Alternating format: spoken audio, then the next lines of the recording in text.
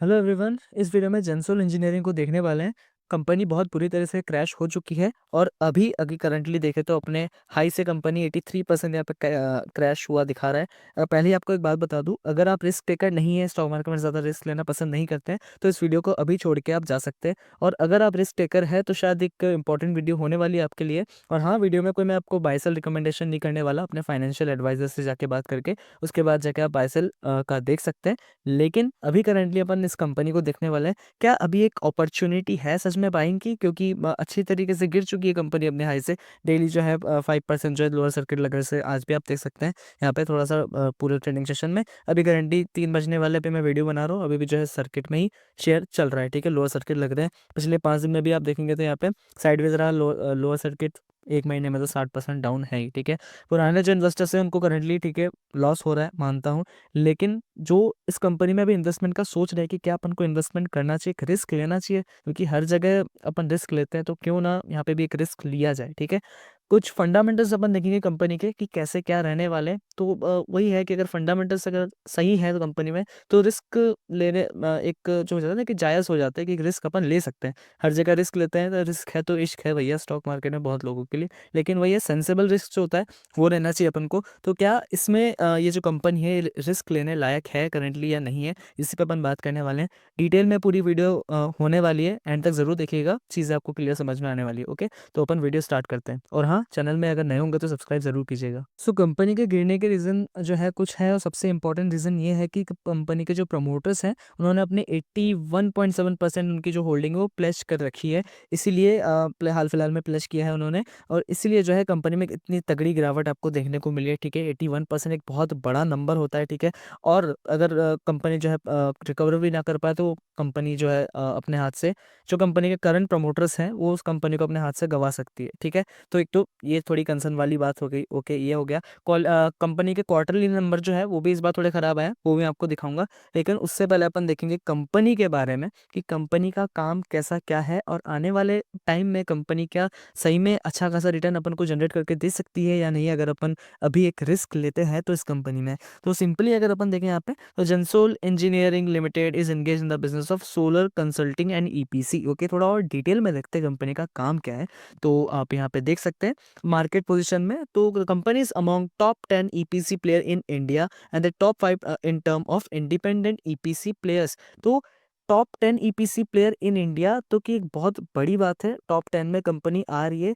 तो डेफिनेटली यार कहीं ना कोई कुछ ना कुछ तो बात है कंपनी में, जो टॉप 10 में आ रही है कंपनी। और देखिए, स्मॉल कैप भी नहीं, माइक्रो कैप सेगमेंट में कंपनी है। 1000 करोड़ के मार्केट कैप से नीचे है, तो मतलब थोड़ा ज़्यादा रिस्क हो जाता है, और जो है एक पर्टिकुलर अमाउंट अपन को रिस्क करना होता है ऐसी कंपनीज में। ठीक है, ये चीज़ अपन ने देख ली। आगे अगर अपन बात करें बिजनेस सेगमेंट में, तो सोलर बिजनेस है इनका 83%। ठीक है, फाइनेंशियल ईयर 2025 में Q1 के अकॉर्डिंग 97% इन फाइनेंशियल ईयर 2022, तो अभी 83% है। उसके बाद अगर अपन देखें तो ईवी लीज बिजनेस हो गया इनके पास 70%। ईवी मैन्युफैक्चरिंग कंपनी के काम अभी करंटली देखें तो फ्यूचरिस्टिक है। The company establish manufacturing facility in Chakan Pune with investment of 228 crore and production capacity of 30,000 vehicles annually. तो 30,000 व्हीकल्स बहुत अच्छा नंबर है एनुअली, और कंपनी के मार्केट कैप के हिसाब से, कंपनी के साइज के हिसाब से जो है कंपनी अच्छा काम कर रही है। ठीक है, ईवी है, फ्यूचरिस्टिक है, नो डाउट। आगे अपन देखें, अगर अपन ऑर्डर बुक के बारे में कंपनी के, यहाँ पे आप देख सकते हैं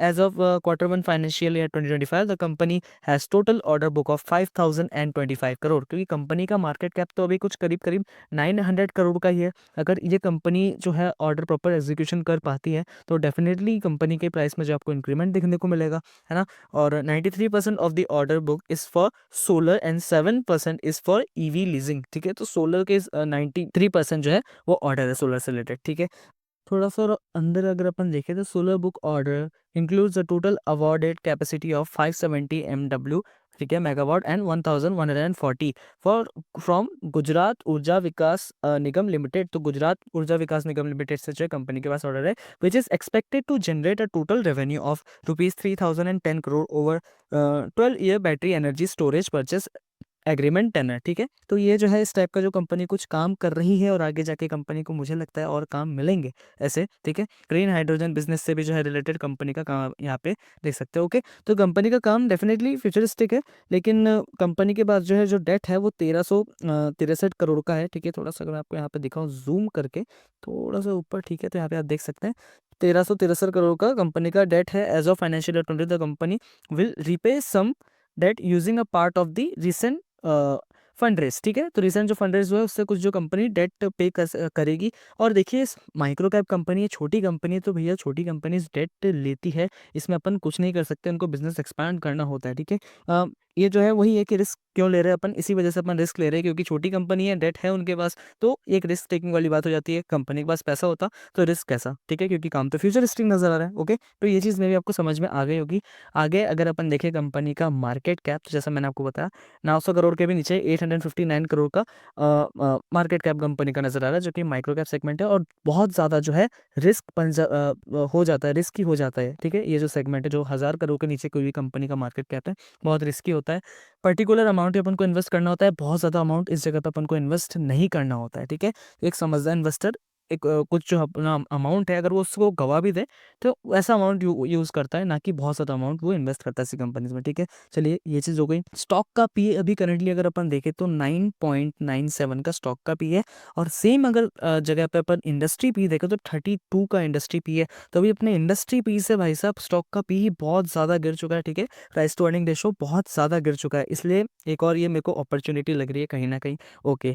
आरओसी और आरओ जो है कंपनी का डिसेंट है, छोटी कंपनी है, इसके हिसाब से अगर 14% का आरओसी है और आरओई जो है वो 20% का है। कंपनी के साइज के हिसाब से आरओसी और आरओई जो है वो अच्छा है, ठीक है। बहुत ज़्यादा अपन बुरा इसको नहीं कह सकते। नंबर्स अगर अपन कंपनी के देखें तो यहाँ पे आप देख सकते हैं कंपनी का, अगर मैं आपको क्वार्टरली रिजल्ट दिखाऊं तो पिछले साल सेम क्वार्टर में कंपनी की सेल्स 220 करोड़ की थी, इस साल वो बढ़ के 345 करोड़ की हो चुकी है। तो डेफिनेटली कंपनी की क्वार्टरली सेल्स में जो है इंक्रीमेंट आपको देखने को मिल रहा है प्रॉपर्ली, ओके। आगे अगर अपन देखें ऑपरेटिंग प्रॉफिट मार्जिन, तो हाँ यहाँ पे थोड़ी बहुत गिरावट है, क्वार्टरली बेसिस पे अगर अपन देखेंगे तो अप डाउन चलता रहता है, ठीक है। 29% था, अभी 20% रह गया है। इंपॉर्टेंट चीज़ है नेट प्रॉफिट, तो पिछले साल जो है क्वार्टर में क्वार्टर 1 की अगर अपन बात क्वार्टर 4 की बात करें तो दिसंबर क्वार्टर में, सॉरी क्वार्टर 3 की बात करें तो दिसंबर क्वार्टर में आप यहाँ पे देख सकते हैं 12 करोड़ का नेट प्रॉफिट था, अभी जो है बढ़ के वो 18 करोड़ का हो चुका है। तो डेफिनेटली यार इस क्वार्टर में जो है थोड़ा सा इनका अप डाउन चलता रहता है, लेकिन फिर भी जो है कंपनी का नेट प्रॉफिट जो है वो पॉजिटिव ही है, बढ़ रहा है, ठीक है, बढ़ता हुआ नजर आ रहा है। अब देखेंगे अपन कंपनी का profit and loss yearly basis पे अगर अपन देखें तो यहाँ पे आप देख सकते हैं भैया कंपनी की सेल्स में आपको इंक्रीमेंट देखने को मिल रहा है हर साल। 2017 से मैं नहीं, 2020 से अगर अपन देखें तो 81 करोड़, 64 करोड़, 160 करोड़, 398 करोड़ 2024 में। अगर अपन देखें करेंटली तो 963 करोड़ था, अभी टिल टाइम अगर अपन देखें करेंटली तो 1452 करोड़ की कंपनी की सेल्स। अभी जो है नंबर्स नहीं आए हैं मार्च के नंबर्स आएंगे, उसके बाद जाके मार्च क्वार्टर के मतलब नेक्स्ट मंथ तक जो है आपको नंबर देखने को मिल जाएंगे इस कंपनी के, उसके बाद जाके डेफिनेटली कंपनी की सेल्स तो में तो अपन को देखिए बड़ा मतलब बढ़ोतरी दिख रही है, इंक्रीमेंट ही दिख रहा है, ऐसा कोई ज़्यादा खास चेंजेस नहीं है। चेंजेस इन द सेंस गिरावट जो है कंपनी के सेल्स में वो नहीं है, जो कि एक और पॉजिटिव चीज़ है इस कंपनी में रिस्क लेने की, ठीक है। एक और पॉजिटिव चीज़ हो जाती है जिसको देख के अपन कंपनी में रिस्क ले सकते हैं, ठीक है।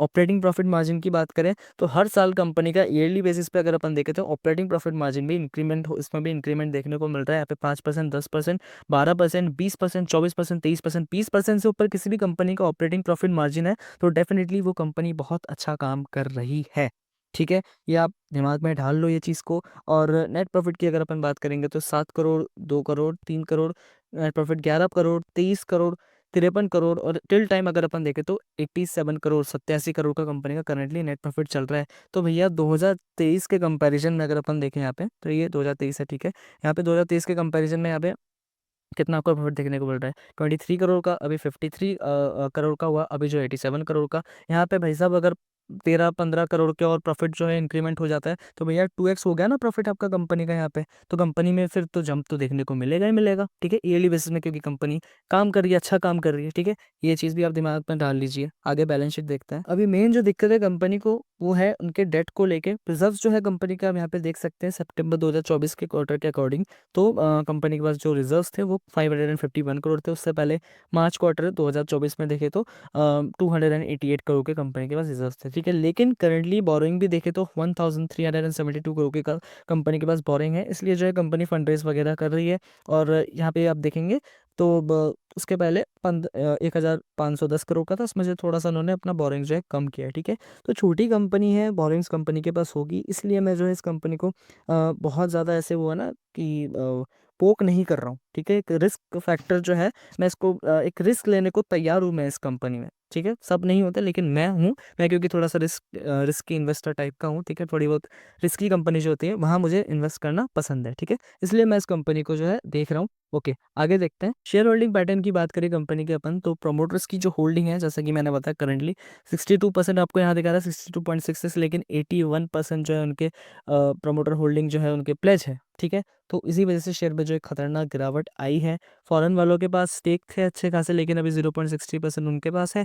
और डोमेस्टिक वाले तो भैया इस कंपनी में है ही नहीं, बिल्कुल ना के बराबर। डोमेस्टिक ना के बराबर का जीरो है अभी। धीरे धीरे जो है डोमेस्टिक वाले भी थे, बढ़ा रहे थे, लेकिन अचानक से जो उन्होंने कम करना चालू कर दिया, और फिलहाल डोमेस्टिक वाले इसमें नहीं है, इस कंपनी में इन्वेस्टेड। बाकी गवर्नमेंट के पास जो है 1.37% है। ओके, तो बाकी रिटेल इन्वेस्टर्स के पास है ही। तो अभी तक अपन ने इस कंपनी की जो भी चीज़ें देखी, चाहे वो कंपनी के नंबर्स हो गए या फिर आरओसी आरओई हो गया, कंपनी का ऑपरेटिंग प्रॉफिट मार्जिन जो भी है, कंपनी के रिजर्व्स, डेट वगैरह है। अब एक चीज़ मैं आपको बोलूँगा, कंपनी का मार्केट कैप 1000 करोड़ से नीचे है, ठीक है। पहली चीज़ ये हो गई। बहुत छोटी साइज़ की कंपनी है, तो भैया रिस्क फैक्टर तो ज़्यादा रहता है। थोड़ी सी अच्छी न्यूज़ आ गई तो शेयर ऊपर भाग जाएगा, थोड़ी सी खराब न्यूज़ आई तो बहुत ज़ोर से क्रैश करेगा, ठीक है। तो रिस्क टेकर जो होते हैं वो भाई साहब, उनको पता है कि एक पर्टिकुलर अमाउंट जो है कंपनी में इन्वेस्ट करना होता है। अगर वो कंपनी डूब भी जाए ना, तो भी कोई मतलब नुकसान नहीं होगा उनको, ठीक है। कि है ठीक है कि एक पर्टिकुलर अमाउंट जो है वो मैं रिस्क ले सकता हूँ, तो वही अमाउंट रिस्क लीजिएगा इस कंपनी में अगर आप इन्वेस्टमेंट करना चाहते हो तो। और हाँ, अपने फाइनेंशियल एडवाइजर से ज़रूर पूछ के ऐसी कंपनीज में इन्वेस्ट करें, अपने मन से ना करें, वो ज़्यादा बेटर होगा, ठीक है। और कोई बाय सेल रिकमेंडेशन नहीं है। बाकी कंपनी एक अच्छे प्राइस में मुझे लगता है, और कंपनी का जो पी है वो भी अभी बहुत कम है, ठीक है। अगर यहाँ से जो कंपनी का पी जाता है फिर भी आपको 3x के करीब जो है रिटर्न मिल जाएगा, अगर उसके इंडस्ट्री पी तक भी कंपनी जाती है। तो खराब टाइम है, इस टाइम पे अगर आप रिस्क लोगे तो डेफिनेटली मुझे लगता है कि एक अच्छा खासा अपॉर्चुनिटी अपन को मिल सकता है इस कंपनी से पैसा बनाने का। ओके, तो फिलहाल इस वीडियो के लिए इतना ही। चैनल में अगर नए हो तो सब्सक्राइब जरूर कीजिएगा और भी ऐसी वीडियोस के लिए। अपन मिलते हैं नेक्स्ट वीडियो में, तब तक के लिए बाय बाय।